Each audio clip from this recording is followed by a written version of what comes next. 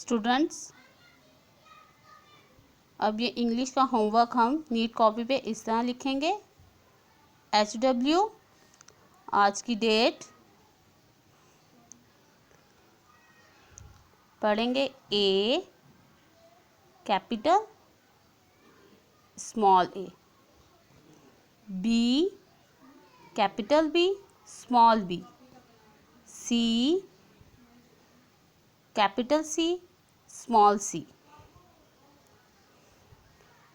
A B C।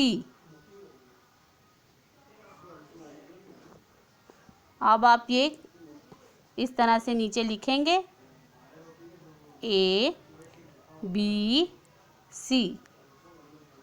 अब ये आप पूरे पेज पे इसकी प्रैक्टिस करेंगे और इसको लर्न करेंगे। ये आज का आपका